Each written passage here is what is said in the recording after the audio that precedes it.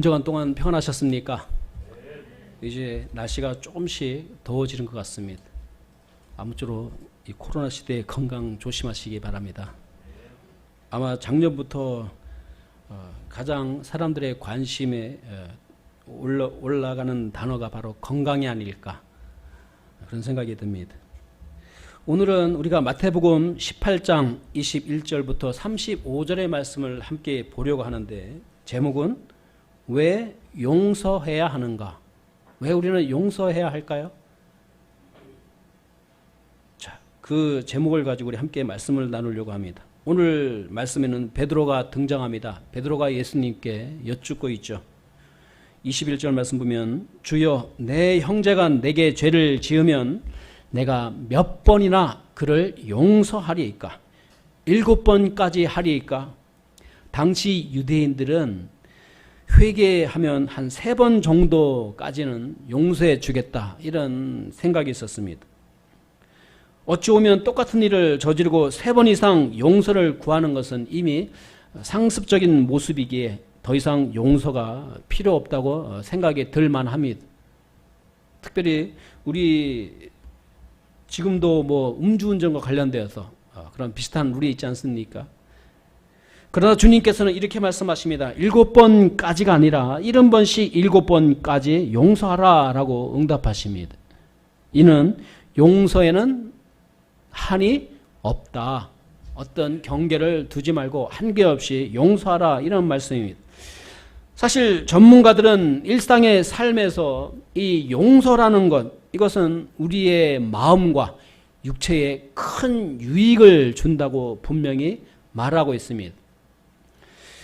그런데 그것보다 더 중요한 사실은, 용서는 그리스도인들에게는 하나님과의 관계를 회복시켜주고 또한 영적으로 큰 유익을 준다는 사실입니다. 그래서 오늘은 주님께서 성도를 향하여 말씀하고 계시는 용서에 대한 교훈을 함께 나누고자 합니다. 우리는 왜 다른 사람을 용서하며 살아야 할까요? 그 첫 번째는 성도가 용서를 받았기 때문에 용서해야 한다고 주님은 말씀하고 계십니다. 오늘 말씀에 보게 되면 어떤 왕에게 빚진 한 종에 대한 비유를 말씀하시면서 예수님께서 용서에 대한 이야기를, 교훈을 주시려고 하십니다. 어떤 왕이 회계 보고를 받으려고 계산을 시작할 때 1만 달란트 빚진 한 사람이 끌려옵니다. 왕에게 빚진 그 종은 1만 달란트라는 빚을 지고 있는데, 여기서 1만 달란트의 액수가 어느 정도 될까 한번 생각해 보겠습니다. 먼저 1달란트가 있는데 1달란트는 6천 데나리온이에요. 우리 말씀에도 보면 뭐 100데나리온 말이 나오는데, 이 데나리온은 쉽게 말해서 하루 일을 하게 되면 받게 되는 그런 품삯이에요. 당시 로마 시대의 은하라고 하는데 하루 품삯이 1데나리온이죠. 근데 1달란트는 몇 데나리온이라고요? 6천 데나리온. 6천일을 일해야만 벌 수 있는 것이 1달란트예요. 그러면 10,000달란트면 어떻게 되겠습니까? 이 1만 달란트라고 한다면 그러면 6천만 데나리온이죠. 6천만 데나리온이면 이것은 6천만일에 해당하는 품삯이 될 것이고, 이것을 연수로 따져보니까 16만 년치, 16만, 뭐 10년도 아니고 100년도 아니고 1000년도 아니고 16만 년치에 해당하는 그런 품삯이다, 이 말씀이죠. 상상할 수 없는 그런 액수죠. 왕은 그 사람이 이러한 금액을 갚을 능력이 없음을 분명히 알았기 때문에, 그래도 최대한 받을 수 있는 방법은 그 종을 팔고 또 그 가족을 다 팔아서라도 갚으라, 이렇게 명령을 합니다. 당시에 이 가장 비싼 노예가 어느 정도에 거래되느냐, 1달란트 정도에 거래되었다고 합니다. 1달란트. 보통은 20분의 1에서 5분의 1달란트에 팔렸다고 하는 것이죠. 그러므로 왕이 그와 가족을 노예로 다 판다 할지라도 그 종이 왕에게 빚진 빚에는 정말 전혀 상쇄할 수 없는, 전혀 갚을 수 없는 그러한 아주 미미한 것에 불과합니다. 그런데 마침 이 사람은 전혀 자신이 그 빚을 갚을 능력이 없음에도 불구하고 그래도 살아야 되지 않습니까? 엎드려 절하면서 자신이 다 갚을 테니 조금만 더 참아달라고 하면서 애걸합니다. 이에 왕은 그 종을 어떻게 합니까? 불쌍히 여기게 되죠. 불쌍히 여기며 긍휼히 여기는 마음이 생깁니다.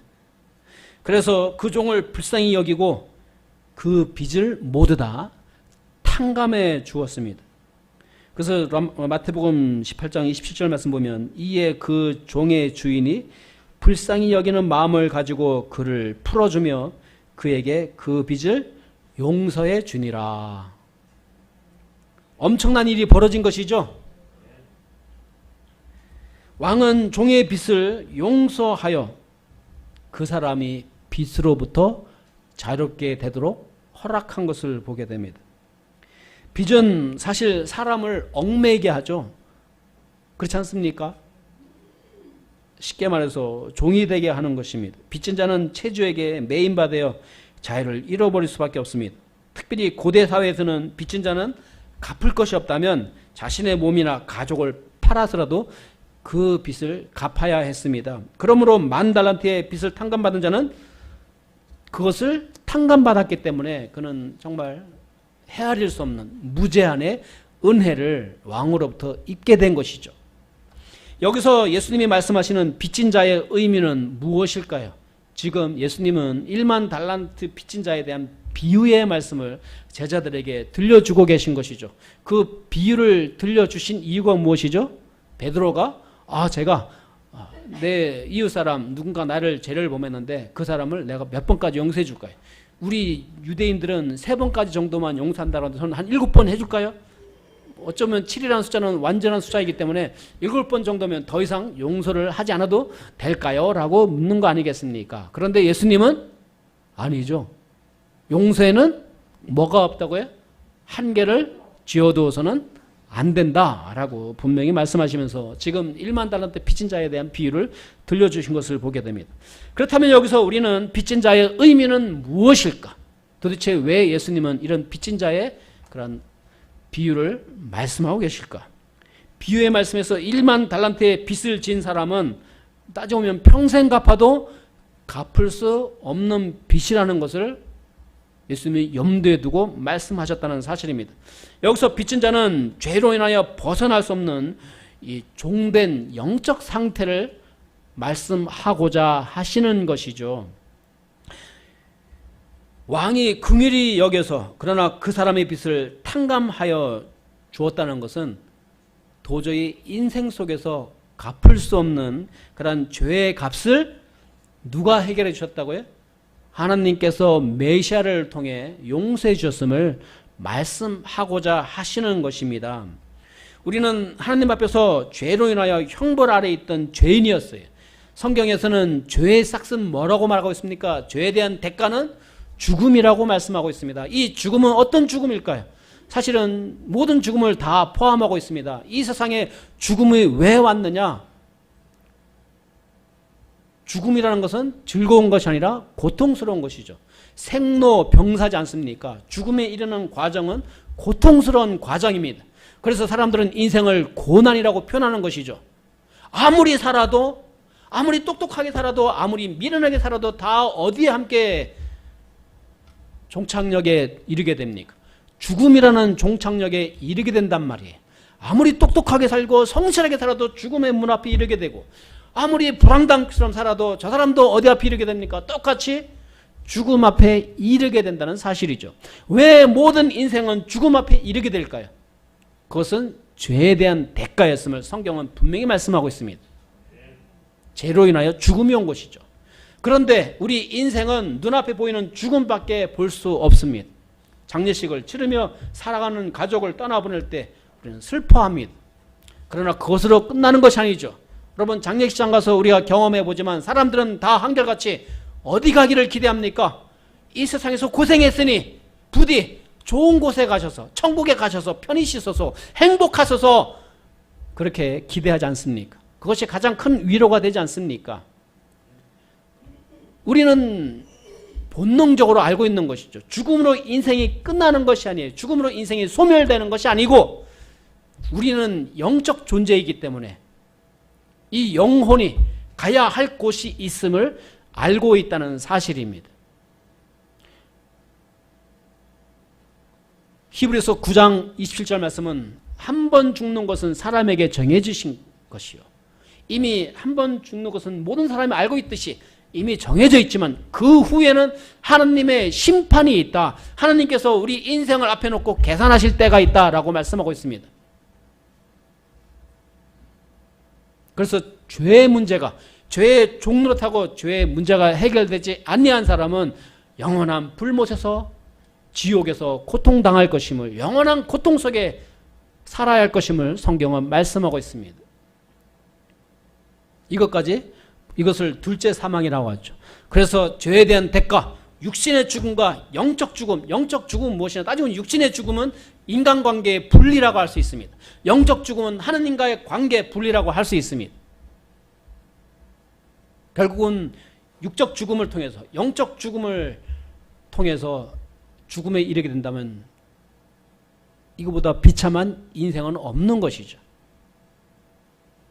그래서 예수님께서는 일부러 제자들에게 1만 달란트라는 도저히 평범한 사람은 갚을 수 없는 평생토록 무슨 재주를 부려도 갚을 수 없는 그 빚을 탕감해 준 이야기를 들려주시고 계신 것이죠. 우리 그리스도인은 이 죄의 값을 예수 그리스도를 통해서 용서받았기 때문에 우리는 이제 확신을 가지고 어디 백성이라고 생각하며 살 수 있습니까? 천국 백성이라고 생각하며 우리는 살아가는 축복을 누리고 있습니다. 우리는 하나님 앞에서 죄로 인하여 형벌 아래 있던 죄인이었다는 사실을 그러나 기억해야 합니다. 어떠한 대가를 지불하더라도 갚을 수 없었던 그 빚을 탕감받은 그리스도인, 성도라는 사실을 우리는 기억하며 살아야 되는 것이죠. 왜냐하면 예수님께서 우리를 대신하여 치르신 그 몸값, 십자가에서 모든 물과 피를 다 흘리심으로써 지불하여 주신 그 엄청난 탕감 사건을 통해서 우리는 하나님의 자녀가 되었기 때문입니다. 그러므로 하나님께서는 예수님이 우리 죄 때문에 대신 죽으신 그 희생 제물을 보시고 우리를 용서하셨기 때문에 용서받은 우리는 과연 하나님의 자녀로서 어떻게 용서를 대할 것인가, 이것을 제자들에게 말씀하고 계신 것입니다. 그래서 22절에서 이런 말씀하시는 것이죠. 내가 네게 이르노니 7번까지가 아니라 70번씩 7번까지라도 뭐 하라고요? 용서하라. 왜 우리가 용서를 해야 될까요? 용서받았기 때문에 우리는 용서를 해야 하는 사람들입니다. 그러나 아무리 평생 갚을 수 없는 빚을 탕감받았다고 우리 사람이 평생 감사하며 살 수 있을까요? 그게 우리 인생의 문제죠. 많은 분들이 얘기합니다. 야, 저 사람 내가 참 은혜를 베풀어줬는데 배은망덕해. 은혜를 몰라. 그런데 누군가가 나에게 손해를 입힌 것만큼은 잊지 않죠. 사람들이 평생의 원수로 삼고 마음에 새기면서 일을 간단 말이에요. 자기가 받은 은혜는, 누군가로부터 받은 은혜는 어느샌가 잊어버리고, 그런 것이 우리의 인생의 모습인 것 같습니다. 오늘 말씀에서도 마찬가지죠. 왕께 1만 달란트를 탕감받은 그 종은 왕 앞에서 물러나올 때 정말 하늘을 날아오를 듯이 기쁜 마음으로 그곳에서 벗어났을 것입니다. 그러나 바로 그는 누구를 만나게 됩니까?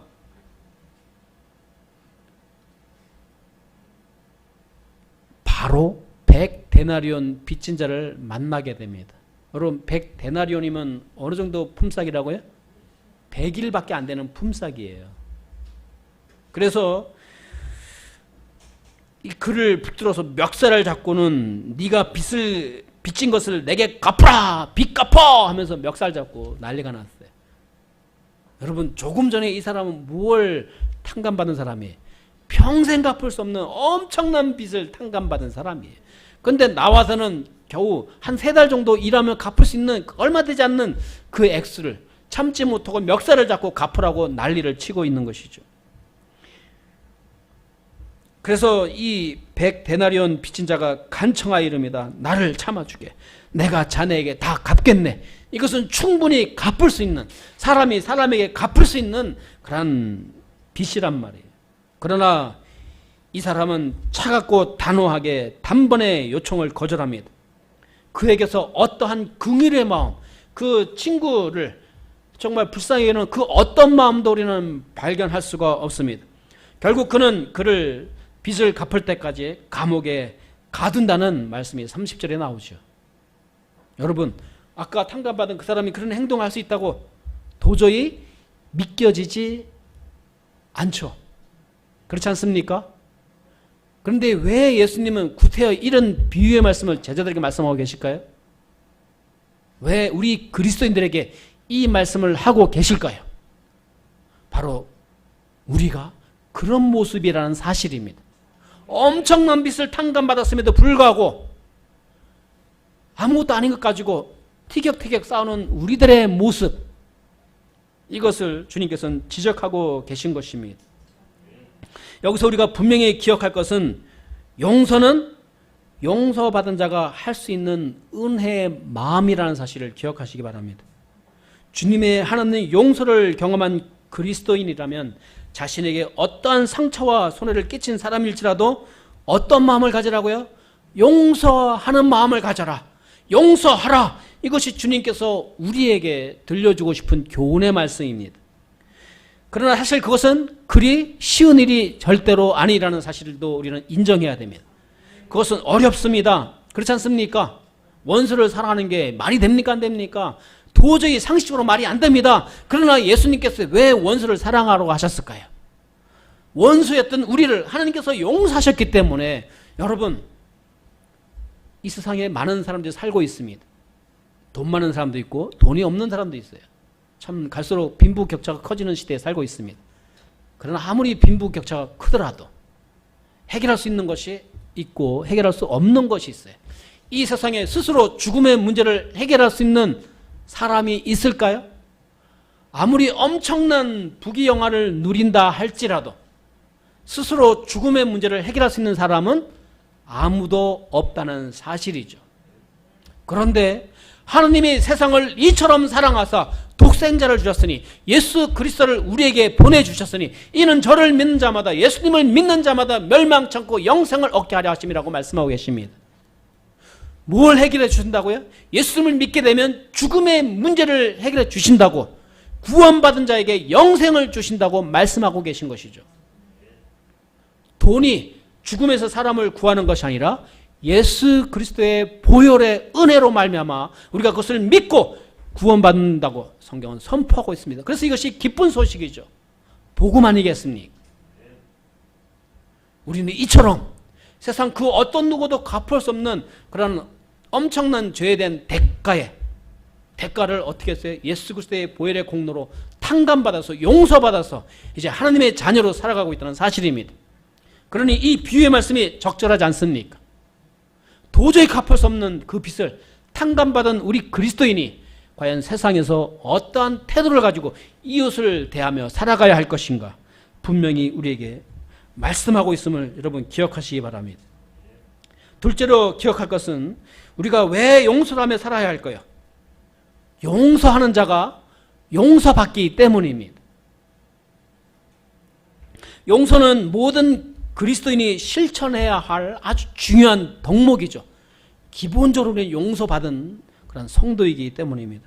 성령 충만한 그리스도인의 삶에서 나타나는 열매가 무엇이냐? 바로 용서의 열매라는 사실입니다. 1만 달란트를 탕감받은 그 종이 자신에게 100데나리온 빚진 자를 감옥에 가두게 되자 그 친구들이, 그 동료들이 심히 어떻게 여깁니까? 민망히 여깁니다. 그러면서 자기들의 주인에게 달려가서 이 일어난 모든 일을 다 고하게 되죠. 동료들이 민망했다는 표현은 무엇이냐? 슬퍼하며 아파하는 마음을 가졌다는 표현입니다. 참 민망하죠? 어떻게 평생 갚을 수 없는 그 빚을 다 탕감받는 사람이 나와서 얼마만 있으면 갚을 수 있는 것을 가지고 저렇게 멱살 잡고 막 난리를 피더니 감옥까지 집어쳐넣었어요. 도저히 이해할 수 없는 일이 발생하게 됐다 이 말씀이에요. 이때 주인은 어떻게 반응하고 있습니까? 32절부터 33절, 34절 말씀 보게 되면 오 악한 종아 네가 내게 애걸하기에 내가 네게 그 모든 빚을 용서해 주었은즉 내가 너를 가엾게 여긴 것 같이 너도 네 동료 종을 불쌍히 여겼어야 하지 아니하느냐. 그의 주인이 노하여 그가 자기에게 진 모든 빚을 갚을 때까지 그를 형벌 주는 자들에게 넘겨주었느니라. 자, 그 탕감받은 사람을 불쌍히 여겼던 그분이 뭐라고 부르십니까? 악한 종아 라고 부르고 있습니다. 정말 얼마 전 그를 가엾게 여기고 긍휼의 은혜를 베풀어 주셨었는데 그런데 그 주인은 다시 그 은혜를 거두어 드리고 있습니다. 왜요? 그가 악하게 행하였기 때문이죠. 그러면서 예수님은 우리에게 이런 말씀을 들려주십니다. 그러므로 너희가 각각 마음으로부터 자기 형제에게 그들의 범법을 용서하지 아니하면 내 하늘 아버지께서도 너희에게 이같이 하시리라. 이렇게 말씀하십니다. 우리는 여기서 심각한 말씀을 듣게 됩니다. 자기 형제에게 그들의 범법을 용서하지 아니하면 내 하늘 아버지께서도 하나님께서도 너에게 이같이 하시리라. 이것은 정말 심각한 경고의 말씀 아니겠습니까? 우리는 그냥 용서를 해도 되고 안 해도 그만인 것이 아니죠. 주님의 용서를 영원히 누리고 싶다면 뭐 해야 된다고요? 필히 반드시 우리는 용서하며 살아야 할 것임을 성경은 말씀하고 있는 것이에요. 우리는 하나님의 크신 사랑으로 구원의 은혜를 입어 죄 용서를 받은 그리스도인 성도라는 사실을 여러분 기억하시기 바랍니다. 그러므로 우리가 다른 사람의 허물을 용서하지 않는 것은 주님 보시기에 어떻다고요? 악하다 이 말씀입니다. 악당이죠, 악당. 우리 그리스도인이 주님의 뜻대로 순종하지 않으면 우리는 다 뭐가 됩니까? 악한 자가 되는 것이에요. 그래서 주님을 섬긴다는 것은 우리에겐 특권이면서도 의무라는 사실을 기억하시기 바랍니다. 주님의 뜻에 순종하고 안 하고 그건 우리의 선택이 아니라 주님께서 우리를 축복하시려고 주신 말씀이기 때문에 그 말씀에 순종하면 하나님의 축복이 임하는 것이고 그러나 그 말씀을 불순종하게 되면 대신에 하나님의 저주가 임한다는 사실을 심판이 임한다는 사실을 하나님께서 긍휼의 마음을 거두시면은 이 악한 영 우리를 가만히 놔두지 않아요. 우리를 힘들게 한단 말이죠. 아멘. 지옥의 특징이 뭔지 아십니까? 하나님의 긍휼이 미치지 않는 것이 하나님의 긍휼을 끊으신 곳이에요. 그래서 지옥인 것이죠. 이 세상에서는 힘들어도 무엇을 갖고 살 수 있습니까? 미래에 대한 희망을 갖고 살 수 있어요. 이 고통의 시간이 지나면 곧 해가 뜬다. 여러분, 밤이 지나면 뭐가 뜹니까? 아침이 되지 않습니까? 해가 떠오르기 때문에 우리는 미래에 대한 소망을 가지고 인생이 힘들더라도 버티며 살아갈 수 있는 것이죠. 하나님의 긍휼을 기대하며 살아가는 것이 인생의 모습이에요. 그런데 지옥이라는 것은 아무리 자고 일어나더라도 그곳에는 하나님의 긍휼이 끊긴 곳이기 때문에 결국은 악한 영이 거기서 괴로움을 당하며 그 악한 영을 쫓아 살던 죄인들도 고통 속에 영원히 살 수밖에 없다는 사실입니다. 우리가 하나님의 긍휼 가운데 살고 있음을 여러분 기억하시기 바랍니다. 그러므로 성도가 다른 사람의 허물을 용서하는 것은 대단한 일이 아니라 마땅한 일이라는 사실을 우리는 기억해야 합니다. 죄 용서받은 하나님의 자녀는 반드시 그래서 다른 사람, 특히 교회 지체들을 그 허물과 죄를 용서하는 것이 주님의 뜻이다. 그것이 내가 주님께서 나를 용서하신 그 용서를 우리가 평생 누릴 수 있는 주님의 은혜의 통로라는 사실을 기억하시기 바랍니다. 여러분, 재밌는 예화가 있었던 일인데 이걸 잠시 들려주려고 합니다. 1958년도 4월에 있었던 이야기입니다. 4월 25일 금요일 밤 9시경 펜실베니아 대학 주변 해밀턴 거리의 36번가에서 살인사건이 일어나고 말았습니다.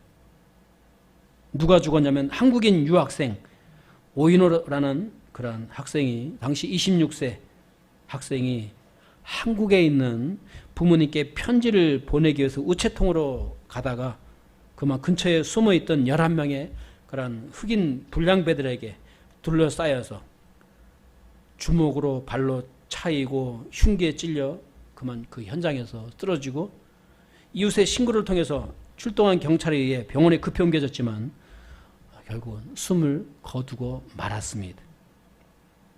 범인들은 근처에서 열리던 어떤 청소년 댄싱 파티에 입장하게 해서 그 입장료가 필요해서 35센트라는 입장료를 마련하려고 이런 어처구니 없는 일을 저질렀던 것이죠. 다음날 이 소식은 미국 전역에 퍼져나갔습니다. 언론들은 이 사건을 대서특필하면서 35센트 때문에 사람을 죽인 이 범인들에 대해서 그들의 비인간적인 행위에 대해서 경악하면서 잔혹함에 대한 분노하며 그들을 극형에 처해야 한다고 목소리를 높여가고 있었습니다. 검찰도 중보를 내리기로 작정했죠. 당시 재판에 참석했던 대부분의 배심원들도 극형을 처하도록 주장하였던 것을 보게 됩니다. 그래서 결국 11명 중에 3명이 살인 혐의로 유죄 선고를 받게 됩니다.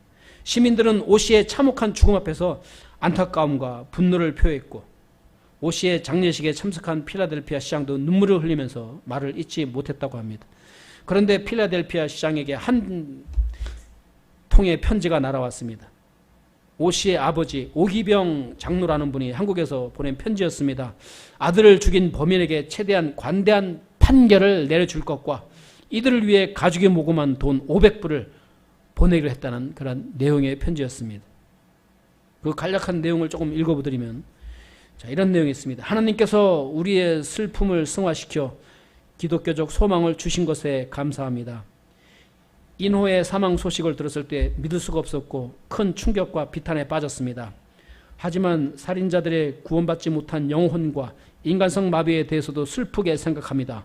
우리는 어떻게든 살인자들의 영혼을 구원하고 이들에게 생명을 불어넣을 수 있는 도구가 되기를 원합니다. 우리 가족은 가족회의를 열어 법이 허용하는 범위 안에서 가장 관대한 판결이 내려지도록 청원하기로 결정했습니다. 그들은 자신들이 저지른 범죄 행위가 희생자 본인과 그의 가족에게 어떤 결과를 가져올지 몰랐습니다. 교육적 빈곤이 살해의 직접적인 동기가 되었을 것이라 생각합니다. 우리 가족은 이들이 석방된 뒤에 직업 교육 및 사회 적응의 목적으로 쓰일 수 있도록 기금을 적립하기로 했습니다. 이것은 죽임을 당한 이와 죽인 자들에게 생명을 주는 일이며 우리를 기독교적 사랑과 친교 안에 연결되게 하는 길이라고 생각합니다. 우리는 다만 우리의 죄를 대신하여 죽으신 예수 그리스도로부터 받은 성령으로 우리의 소망을 밝혔을 뿐입니다. 하나님의 축복이 미국 국민들과 특히 우리의 피부치인 아들을 죽게 한 이들에게 함께 하시기를 기원합니다.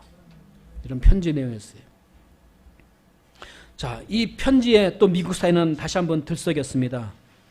아들을 죽인 원수를 향해 용서와 자비의 손을 내미는 그 오 씨 부모를 주목하면서 그들은 많은 기사들을 실어 날렸던 것을 보게 됩니다. 여러분, 우리는 이 이야기를 들으면서 허물을 용서한 그 사람이 참 대단한 일을 했구나 라고 생각할지 모르겠습니다. 그러나 조금 전에 우리는 뭐라고 했죠? 성도가 다른 사람의 허물을 용서하는 것은 대단한 일이 아니라 마땅히 해야 할 일이라는 사실입니다. 그런데 왜 대단하게 느껴지느냐? 우리는 그렇게 할 수 없기 때문이죠. 그렇게 하기가 불가능한 것처럼 느껴지지 않습니까? 그죠? 그런데 주님은 우리가 하나님께로부터 그런 은혜를 받았기 때문에 우리도 그러한 주님을 따라 사는 그리스도인의 모습을 세상에서 가지고 살기를 간절히 바란다는 사실입니다. 결국 이 오 씨의 죽음 이후에 필라델피아 시에서는 오이노 기념 장학금을 모금했고 그 장학금으로 2명의 한국 학생이 펜실베니아 대학에 입학해서 박사학위까지 마쳤습니다. 필라델피아에 있는 교회들도 160만 불이 넘는 기금을 모금해서 또 숭실대학교에 전달하고 일부는 적십자사의 사회복지기금으로 기부했다고 합니다.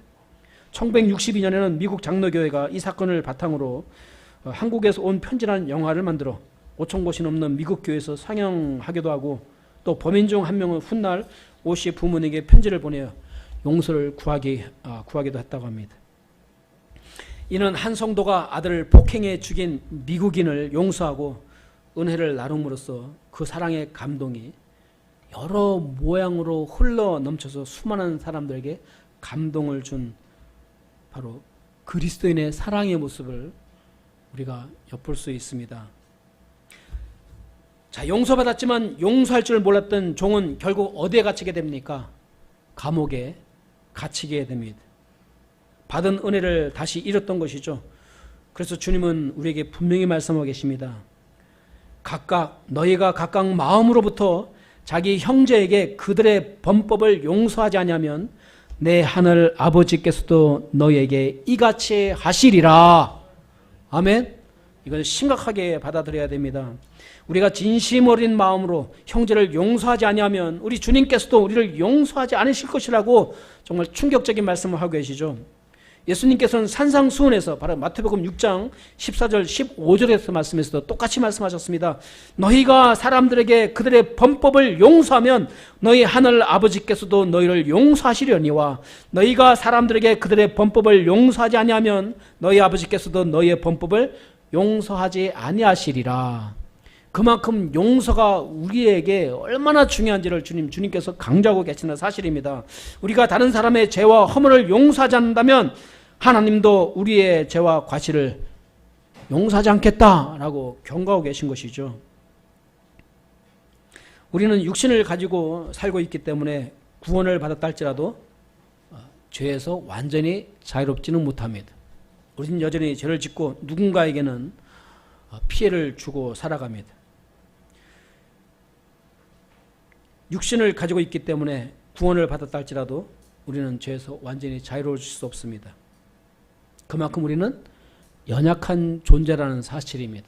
그래서 우리가 주님을 의지하며 사는 것이고 성령 충만함을 위해서 기도하면서 성령 충만한 가운데 성도의 능력 있는 삶을 살게 하옵소서 하면서 우리가 하나님께 기도하며 의지하는 것이 아니겠습니까? 그러므로 우리는 늘 하나님 아버지께 죄를 자백함으로 용서받아야 하는 존재입니다. 그래서 요한일서 1장 9절 말씀에서 만일 우리가 우리의 죄들을 자백하면 그분께서는 신실하시고 의로우사 우리의 죄들을 용서하시며 모든 불의에서 우리를 깨끗하게 하시느니라 라고 말씀하고 있습니다.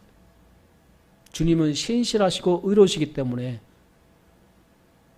우리가 연약한 존재라는 것을 이미 다 알고 계시기 때문에 우리가 주님 앞에 나와서 무릎 꿇고 주님께 회개하면 주님께서는 그것을 다 품어주시죠. 주님의 십자가의 사랑의 보혈로 말미암아 말입니다. 아멘. 그렇기 때문에 구원받은 하나님의 자녀이지만 우리가 순간순간 짓는 죄 때문에 하나님께 나와서 회개할 때 우리 영적 유익이 오는 것이죠. 여러분, 우리는 누구와 친해야 되겠습니까? 주님과 친해야 돼요. 여러분, 세상에서 가끔 보면 유력한 자들, 세상에 유력한 자들이 있는데 그들과 친한 사람들은 어깨에 힘이 들어가죠. 뭔가 목소리에 힘이 들어가 있지 않습니까? 여러분 형이 대통령이라고 생각해 보세요. 여러분 형이 뭐 시장이라고 생각해 보세요. 벌써 든든함이 느껴지지 않습니까? 이 세상을 창조하신 하나님 아버지께서 우리의 뭐라고요?